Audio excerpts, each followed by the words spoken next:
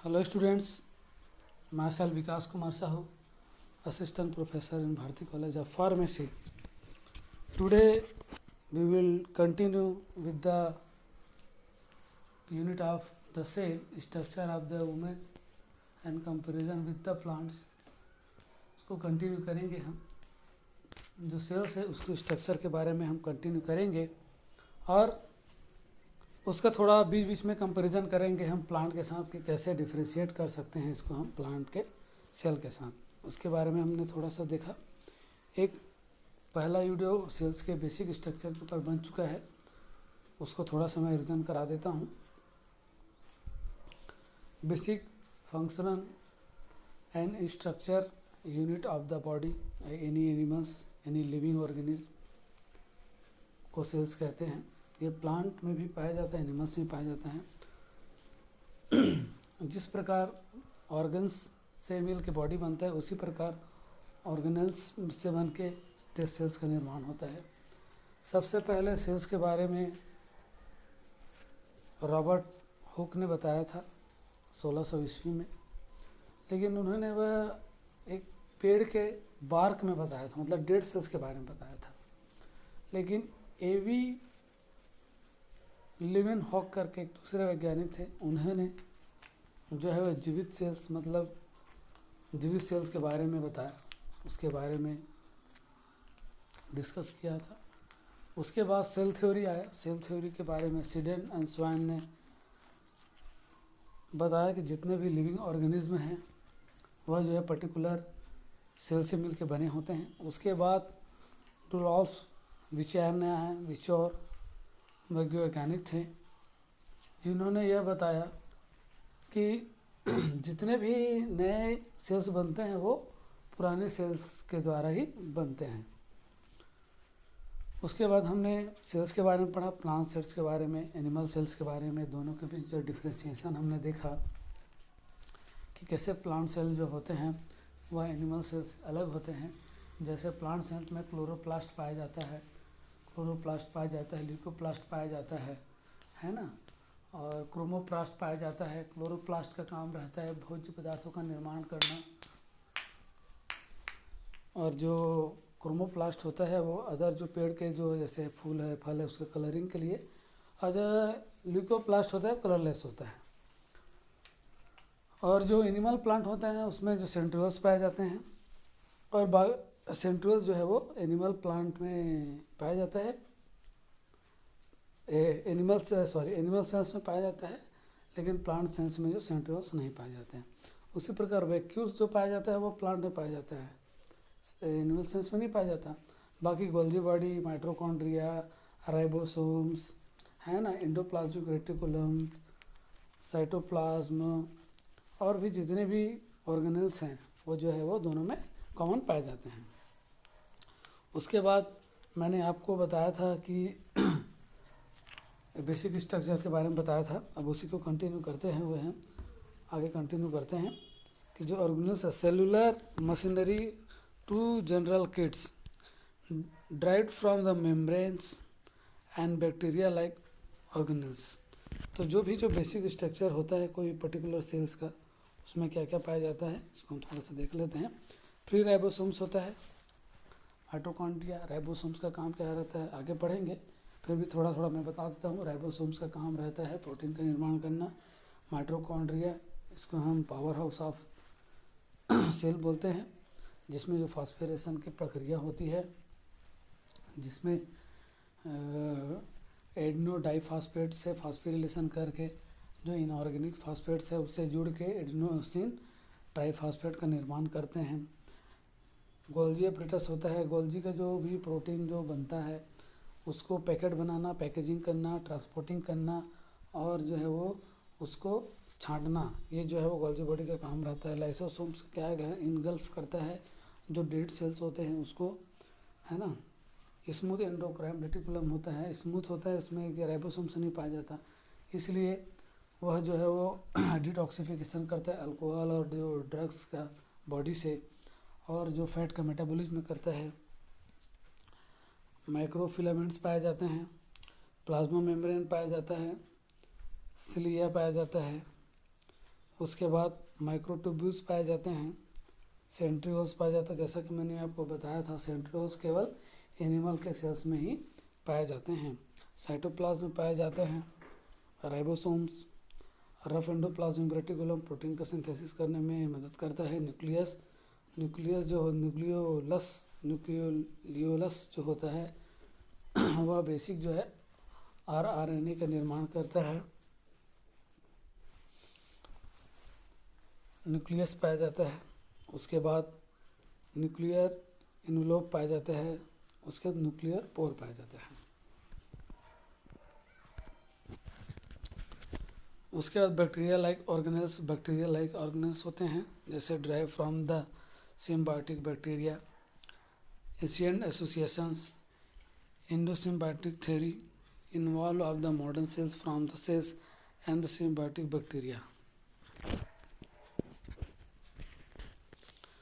Plasma membrane क्या होता है उसके बारे में हम थोड़ा सा देख लेते हैं।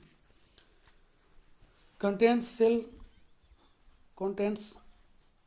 जो है सेल के जितने भी ऑर्गेनल्स हैं उसको जो है वो कवच के रूप में काम करता है। Double layer of the phospholipids and proteins, जो कि जो है वो डबल लेयर जो फॉस्फोलिपिड्स होते हैं उससे और प्रोटीन से मिलके जो बना होता है सेल मेम्ब्रेन, जो कि जितने भी ऑर्गेनल्स हैं, ऑर्गेनल्स के बारे में मैंने बताया था कि जिस तरीके से बॉडी में ऑर्गन्स होते हैं और उसको जो ऑर्गन से मिलकर बॉडी बनता है, उसी प्रकार जो सेल्स होते हैं वह जो है ऑर्गेनल्स से मिलकर बनता है। जैसे हम पढ़े ribosomes, mitochondria, Golgi body etc।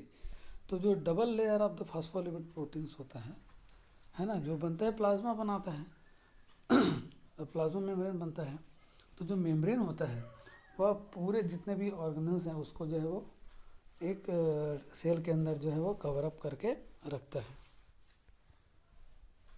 Phospholipid क्या होता है? पोलर जो होता है, हाइड्रोफिलिक जो हेड होता है ना, हाइड्रोफोबिक टेल होता है। मतलब हाइड्रोफिलिक मतलब जो होता है वो पानी में तो घुलनशील होता है, हाइड्रोफोबिक मतलब जो है वो पानी में घुलनशील नहीं होता। जो टेल होता है हाइड्रोफोबिक होता है।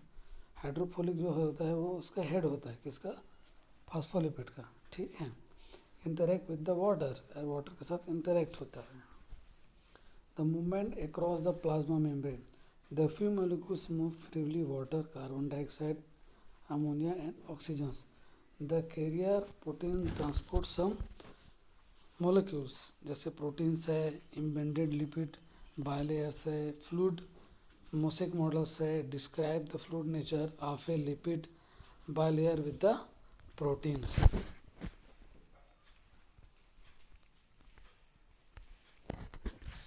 उसके बाद हम देखते हैं द स्मॉल अनचेंज माइक्रोमोलिक्यूल, जैसे H2O है, H2O के रूप में अमोनिया है, अमोनिया के रूप में कार्बन डाइऑक्साइड के रूप में, और ऑक्सीजन के रूप में।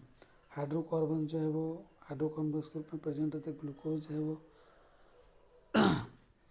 और जो आयंस है सोडियम, पोटेशियम, क्लोरीन, कैल्शियम, ये भी जो है वो प्रोटीन जो है वो एक्सचेंज होते हैं। मेम्ब्रेन प्रोटीन, जो मेम्ब्रेन चैनल एंड ट्रांसपोर्टर्स, जो मेम्ब्रेन जो होते हैं प्रोटीन्स की, वो जो है वो चैनल्स या ट्रांसपोर्टर्स के नाम से भी जाना जाता है। Move molecule in the one direction, और जिसमें जो भी मॉलिक्यूल्स होते हैं, जैसे ग्लूकोज का मॉलिक्यूल्स है ना, कि आयंस का मॉलिक्यूल्स है, ये जो है एक डायरेक्शन में रहता है। Receptor recognise certain the chemicals, जो है वो रिसेप्टर जो है रिसीव करता है किसी भी पर्टिकुलरली आयंस को, किसी भी पर्टिकुलरली हार्मोन्स को। मेम्ब्रेन प्रोटीन ग्लाइकोप्रोटीन्स होते हैं, आइडेंटिफाई द सेल टाइप्स, है ना। उसके बाद एंजाइम्स होते हैं, catalyst production of the substance होते हैं। Cell wall found in the plant, और जो एनिमल सेल्स होते हैं और प्लांट सेल्स होते हैं उसमें मुख्य जो डिफरेंशिएशन भी पाया जाता है उसको हम सेल वॉल भी बोल सकते हैं, जिसमें प्लांट्स में केवल सेल वॉल पाया जा सकता है, लेकिन मनुष्य के जितने भी सेल्स हैं उसमें सेल वॉल नहीं पाया जाता। अराउंड द प्लाज्मा मेम्ब्रेन, और जो कि जो प्लाज्मा मेम्ब्रेन के चारों तरफ जो है वो रहता है। Cell wall difference, plant mostly cellulose के रूप में रहता है, और जो फंगिस जो कंटेन करके रखता है सिलिट के रूप में जो है कंटेन करके रखता है। साइटोप्लाज्म। साइटोप्लाज्म का होता है viscous fluid containing the organelles. Cytoplasm जो है वो किसी भी पर्टिकुलर सेल्स का बहुत ही मुख्य भूमिका निभाता है और यह जो है वो एक फ्लूइड के रूप में रहता है पर्टिकुलरली। और जितने भी ऑर्गेनल्स होते हैं जैसे माइक्रो ऑर्गेनल्स है, बैक्टीरिया है, राइबोसोम्स है ना, इसको क्या करता है वो कंटेन करके रखता है ना। तो कंटेन करके रहता है, किस में रहता है? साइटोप्लाज्म में रहता है। Component of the cytoplasm interconnected filaments, fibres, fluid, cytosols, ये सभी जो है वो रहते हैं, है ना। Fluid, cytosols, organelles, not nucleus. उसके बाद स्टोरेज सबस्टेंस, जो स्टोरेज सबस्टेंस भी रहते हैं, देख सकते हैं यहाँ पर जो साइटोप्लाज्म के अंदर में क्या है, राइबोसेल्स, माइक्रोफिलामेंट्स, माइक्रोट्यूबुल्स हैं, माइटोकॉन्ड्रिया है, पावर हाउस, इंटरमीडिएट फिलामेंट्स है, न्यूक्लियस है और एंडोप्लाज्मिक रेटिकुलम है, प्लाज्मा मेम्ब्रेन जो है वो बाहर की ओर है। तो इस तरीके से 3D स्ट्रक्चर भी हम देख लिए कि किस तरीके से जो होता है। उसके बाद हम देखते हैं कि जो साइटोस्केलेटन जो है वो क्या होता है। फिलामेंट एंड फाइबर्स होते हैं made of the 3 fibre types. पहला है microfilaments, microtubules and the intermediate filaments. जो साइटोस्केलेटन होता है मतलब जो रेसे टाइप के होते हैं, जो पर्टिकुलरली हम इजीली विजिबल कर सकते हैं माइक्रोस्कोप से मतलब देखने से इस तरीके से दिखता है। तो 3 प्रकार से डिवाइडेड है, microfilaments, microtubules and intermediate filaments. उसके बाद 3 प्रकार के फंक्शन हैं इसके। मैकेनिकल सपोर्ट्स, जो मैकेनिकल सपोर्ट प्रदान करता है, जिस प्रकार हमारे बॉडी में मैकेनिकल सपोर्ट प्रदान करता है। Anchor organelles help the move substance, और जो भी जो सबस्टेंस होते हैं उसको मूवमेंट में भी है जो है वो सपोर्ट जो है वो करता है।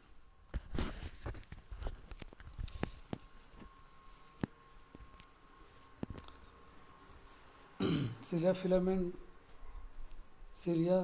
फ्लैगेलल स्ट्रक्चर, बंडल ऑफ माइक्रोट्यूब्यूल्स। तो देखिए हम किसी पर्टिकुलरली एक मनुष्य के टिश्यू का अगर हम कार्ड टीएस लेते हैं, उसके बाद उसको माइक्रोस्कोप से देखते हैं। सबसे पहले मसल्स दिखता है, मसल्स के बाद मसल्स टिश्यू के बाद मायोफिलामेंट दिखता है। मायोफिलामेंट्स में जो भी सेल्स रहते हैं, टिश्यूज रहते हैं, उसमें जो है वह 2 प्रकार के बैंड पाए जाते हैं। एक डार्क बैंड पाया जाता है, एक जो है लाइट बैंड पाया जाता है। डार्क बैंड जो होता है वो जो बैंड्स होते हैं, जो डार्क बैंड होते हैं उसको हम एनिसोट्रॉपिक बैंड बोलते हैं, और जो लाइट बैंड होता है उसको एनिसोट्रॉपिक बैंड जो है वो कहा जाता है। तो इस तरीके से हम देखते हैं। तो with the plasma membrane the bundle of the microtubules होते हैं। सेंट्रियोल्स, जैसा कि मैंने बताया है, केवल मनुष्य के सेल्स में पाया जाता है मनुष्य फिर कोई भी एनिमल्स के पाया जाता है। The pair of the microtubular structures play a role in the cell division, जो कि जो सेल डिवीजन में मुख्य भूमिका जो है वो निभाता है सेंट्रियोल्स। तो इस तरीके से यह इम्पोर्टेंट यहाँ पे देखा गया है कि सेंट्रियोल्स केवल लिविंग ऑर्गेनिज्म में पाया जाता है, लिविंग ऑर्गेनिज्म के सेल में पाया जाता है, और वह जो है वो सेल डिवीजन में मुख्य भूमिका निभाता है।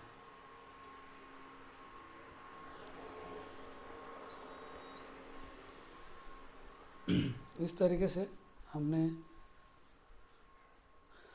सेल डिवीजन का वीडियो कंटिन्यू रखेंगे आगे चल के। अगर इसमें आपको कोई भी समझ में नहीं आया हो तो प्लीज़ कमेंट बॉक्स पे कमेंट कीजिए।